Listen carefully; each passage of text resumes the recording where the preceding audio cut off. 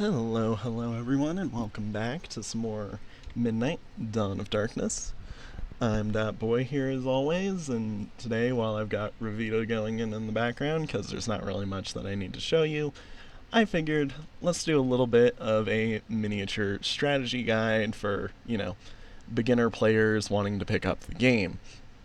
And my first little tip that I'm going to go over is team balance. Every team that you create in MDOD with your entire group of friends should be balanced in some way or another, especially because the entire game revolves around using this balance to enact certain, activities and plan around for certain strategies.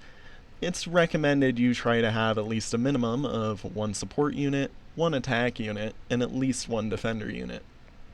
Of course, that's only 3 party members, and average groups will probably have 4, so if you're going to increase from there, I recommend increasing either the attacker count or the defender count. And next up on the list for number 2, don't go it alone and keep your friends close in battle. You don't know how many times in the beta test I have seen people walk off from the team in the middle of a fight and get put down to like next to no health, and within one turn of dying, forcing their team to come rush to help them. It is a thing that happens, and in Midnight Dawn of Darkness, it is common that you will see enemies go crazy and swarm people who go off on their own, and because of the way the action economy in this game works, well, that means most likely that if you go off alone, you're probably gonna die. Number 3 on the list is kind of just a sort of little idea of stat importance. Of course, this is all variable depending on what class you are playing, and some classes will value more stats than other. But in general, SKL is one of the most important stats in the game, shortly followed by dodge and luck, seeing as they inevitably counter each other and basically do the exact opposite for each other. One is allowing you to dodge and eventually dodge critical hits, and the other is, well, ensuring hit chance. So either way, these are both very good. Next up is speed, then attack, then defense, and then finally in last place is defense and res, and I feel like I don't need to say too much about these final stats. Speed is where it is because multiple attacks means more damage. Attack is where it is because, well, you need to have damage, and HP is where it is because you need the health bar, and defense and res kind of work as like substitute health bars in a way, if that makes sense. 4th on the list is almost all battle skills have some unintentional usage. You just have to figure out what they are, and if you can figure out what they are, those knowledge of said unintentional usage can save you in extreme situations. Always try to play smarter, not harder, and always be involved in the battle that is going on, so that way you can figure out what it is you need to do for your team. And of course, number 5, try to rest in the best places possible as a team.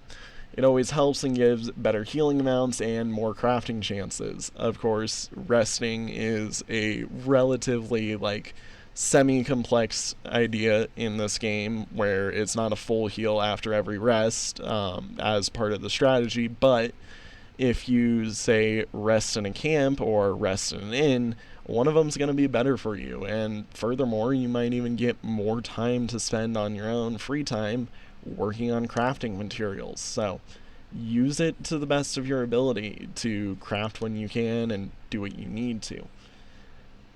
Number 6 is try to balance the EXP that you guys get as best as possible.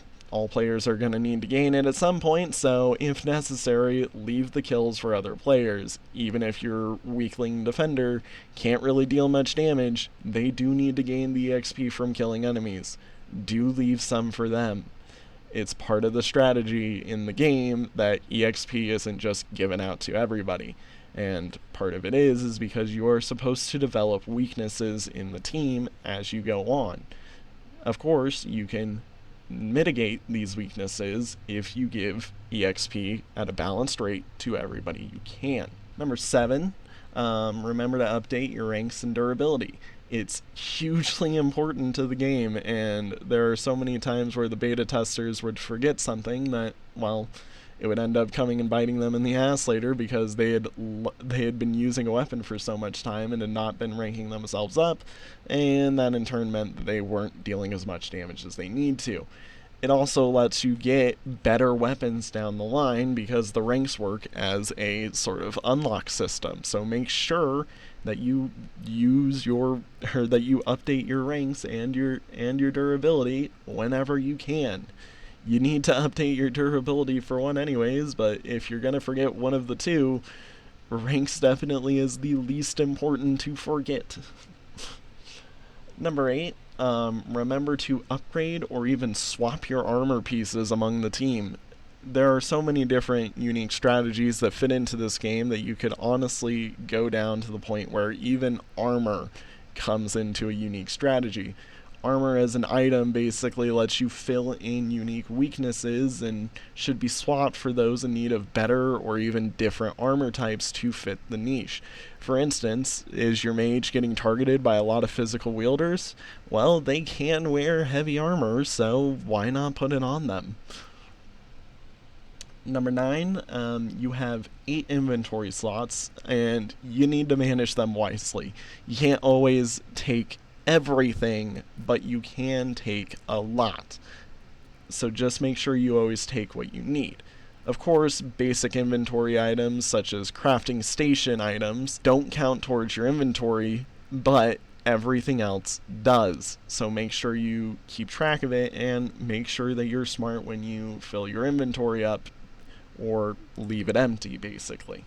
In number 10, in the worst case of scenarios, mages can work as tanks to other mages, and armored units are also normally weak to mages. Furthermore, any physical unit commonly can take out mages really quickly. So, good team building always helps whenever you're managing your teams and your mage count and whoever is going to be, your main magic dealer. Number 11, when given the chance to during rest, try to craft. It is unbelievably important to the game. And furthermore, in number 12, try to always have a cook on the team. The stats they can provide is going to help your team immeasurably, and they are a required craft that has to occur unless you want to spend money to eat places. So make sure that you have a cook that will help you get stats and eat food and also, be better at the game. In number 13, make sure you use your one-use items sparingly, because, well, they're kind of rare and should be used to fill weaknesses or provide new strengths. And these one-time use items I'm talking about are Sylvari sigils, Darvana sigils, or any of the draconic items such as Dragon Hearts or Dragon Scales. They are built into the game to help strengthen your characters in spots where they may be weak, or even furthermore ensure that the strengths they have are even stronger. And in number 14, death is, get this, inevitable, and resisting isn't guaranteed, so prepare yourself with the right decision when given the chance to make a Death's Gambit. Instead of death saves in this game, Death's Gambits are the alternative that has been given to all players, because, in all honesty, it's kind of dumb in D&D where you can get knocked out, get risen up back to 1 HP, and keep fighting. In this game, well, if you get knocked to 0, you're going to have a deadly hit coming your way. Of course, if you succeed a Death's Gambit, the attack only hits you down to 1 HP, but there will be a relatively semi-permanent debuff applied to you. Make sure you choose the right debuff because you get the choice in this scenario. It's up to you to decide how badly you want to go. And all Death's Gambits stack with each other, so furthermore, if you get hit multiple times because of one bad decision, oh boy, they will ruin you until you can't handle surviving any more attacks. 15, and this is back to more character development stuff. While your race decision at the end of the day may not seem too influential, each race handles situations better than others do. Specialize your team to have someone for each event as best as you can.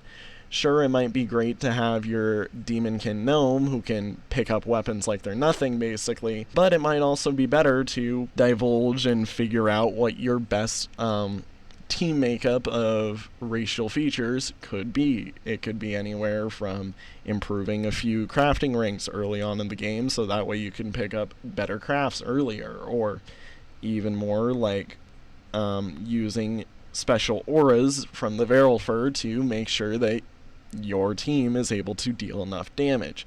It all picks up in its own specific way, and balancing your racial effects on your team is one of the most important things you can do.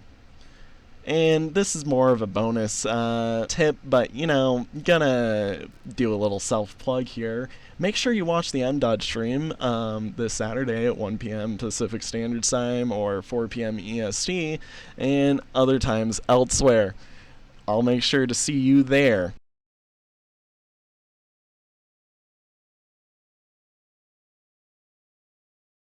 369-147 JGCLF.